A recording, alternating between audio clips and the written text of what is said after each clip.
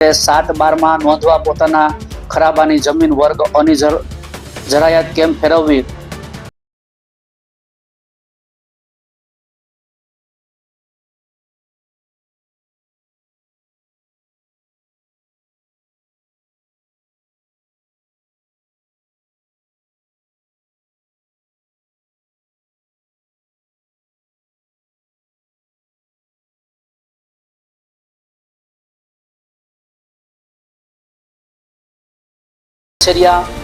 સહજ ન્યૂઝ બાબરા. માતા કી જય. આપણે 2 દિવસ પહેલા 2 ઓક્ટોબર એટલે મહાત્મા ગાંધીજીનો જન્મદિવસ અને આપણા આરાધ્ય દેવ આરાધ્ય ભગવાન રામ ભગવાન જેણે 10 માથાનો રાવણ એટલે 10 પ્રકૃતિ વાળો 10 માથા નહોતા પણ 10 પ્રકૃતિ અને અલગ અલગ એ રાવણને માર્યો અને આપણા વડાપ્રધાન શાસ્ત્રી એનો જન્મદિવસ ત્રિપુટી સંગમ હતો. તો એ નિમિત્તે અને આપણા રાહબર રેવન્યુના રાહબર એવા રમણીકભાઈ તે ગાંધી વિચારોમાં અને ગાંધીજીના વિચારોમાં બહુ ઓતપ્રોત છે એટલા વાંચનમાં. તો એ ગાંધી વિચારો ઉપર 5 મિનિટ આપણને વક્તવ્ય આપે અને એ નિમિત્તે આપણે અહીંયા કાર્યક્રમમાં આવ્યા છીએ રેવન્યુ વિભાગમાં. તો ગાંધીજીનો જન્મ દિવસ નિમિત્તે આપણે આજ ઉજવણી કરીએ. 2 ઓક્ટોબર એટલે ગાંધી જયંતિ આપણે ઉજવીએ છીએ.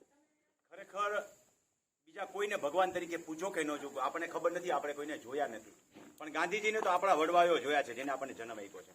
કે ગાંધી નામે ભગવાન ખરેખર ભગવાન થઈ ગયા. ભગવાનના સ્ટેચ્યુ ફોરેનમાં ક્યાંય છે કે નહીં મને ખબર નથી, પણ દુનિયાનો એકેય દેશ એવો બાકી નથી કે જ્યાં ગાંધીનું સ્ટેચ્યુ ન હોય. કોઈ એકેય દેશ એવો બાકી નથી કે જ્યાં અન્ય કોઈ ભગવાનના નામે રોડ હોય કે ન હોય, ગાંધીજીના નામે રોડ હોય ને હોય. એટલે ફોરેનની અંદર ગાંધીજીનું મહત્વ જ એટલું છે જેટલું આપણે વિસરી રહ્યા છીએ. ગાંધીજી માટે જ્યારે શ્રદ્ધાંજલિ આપવાની હતી ત્યારે એ સમયે જે ઉત્તમ વ્યક્તિઓ આ દુનિયાની અંદર જન્મેલા એમાંના એક હતા આલ્બર્ટ આઇન્સ્ટાઈન. આલ્બર્ટ આઇન્સ્ટાઈન ન ભૂતો ન ભવિષ્યથી, ગાંધીજી પણ ન ભૂતો ન ભવિષ્યથી. બીજી વખત બીજો આલ્બર્ટ આઇન્સ્ટાઈન જન્મશે નહીં, બીજી વખત કદાચ કોઈ ગાંધી જન્મશે જ નહીં. હવેના યુગમાં તો કદાચ માનવાનું કારણ જ નથી કે ગાંધી જન્મે. હવેના યુગમાં તો એવો માણસ માનશે કે ગાંધી જન્મો તો કે કેમ, એના ઉપર શંકા કરશે. અને આ વિષય ઉપર આલ્બર્ટ આઇન્સ્ટાઈને કીધું કે હાડ માસ સ્વરૂપે જન્મેલો ગાંધી આવનારા ભવિષ્યની અંદર ભારતના નાગરિકો પણ કદાચ કે દુનિયાના નાગરિકો પણ માનશે નહીં કે ગાંધી નામે સદેહે કોઈ મહાપુરુષ જન્મી ગયો. અને એ વાત હકીકત છે કે આજે આપણા વાળા શંકા કરે છે કે ખરેખર આવી રીતે ગાંધીજી જન્મી ગયા. જે વસ્તુ આલ્બર્ટ આઇન્સ્ટાઈને કીધી હતી કે આ વસ્તુ અભૂતપૂર્વ કહેવાય એવા ગાંધીજી. તમે વિચારો, એક દિવસ ગાંધી ફીવર ચડાવી જોજો, માત્ર એક જ દિવસ. દી આથમ છે ને એ પેલા તો ગાંધી ફીવર ઉતરી જાય. એ માણસે એ રીતે જિંદગી જીવ્યો છે. ગાંધીજીનો જન્મ પોરબંદરમાં નથી થયો. પોરબંદરની અંદર તો મોહનદાસ કરમચંદ નામનો છોકરો જન્મ્યો. ગાંધી તરીકેનો જન્મ તો ડરબનમાં થયો.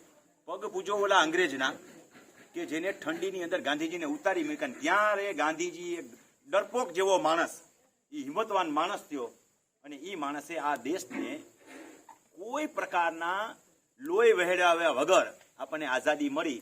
આવો એક નવી વિચારધારા આખી દુનિયાની અંદર પોતેલી આવ્યો. અને હંમેશા આખી નવી વિચારધારા આવે અને નવી વિચારધારા સફળ થાય ને એ મહાપુરુષ સિવાય કોઈનાથી શક્ય નથી. અને આજના જુવાન છોકરાઓ જેને કોઈ દી ગાંધી વિચારો વાંચ્યા નથી, ગાંધી વિચારો સમજ્યા નથી, એ જયારે કેટલાક વિડીયો મૂકે ને ત્યારે ભાનુભાઈએ મને કીધું, મને કે બાપુ વિશે આવું ખરાબ લખે છે ને મને બહુ દુઃખ થાય છે. ભાનુભાઈ તમારે દુઃખ ન લગાડવું, આ એના બાપુ વિશે લખે છે, એ ગાંધી બાપુ વિશે નથી લખતો. કારણ કે જે માણસે જેને જોયો છે એના વિશે લખે છે, કદાચ એના બાપ વિશે જ લખે છે, ગાંધી બાપુ વિશે લખતો નથી. આવો એક અકલ્પનીય માણસ આ દુનિયામાં જન્મી ગયો જેને સમજવા માટે આપણે 7 અવતાર લેવા પડે.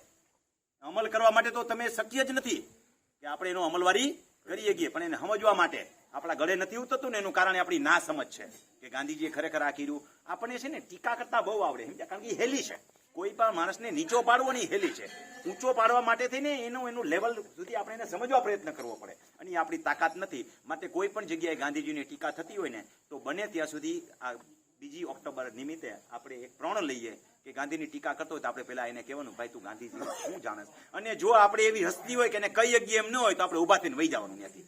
એટલે એને ખબર પડે કે આને ગઈમું નથી. તો પણ આ આપણી એક ગાંધીજીને વિશેની સમજદારી કહેવાશે. બસ આટલું આજના તબક્કે કાફી છે.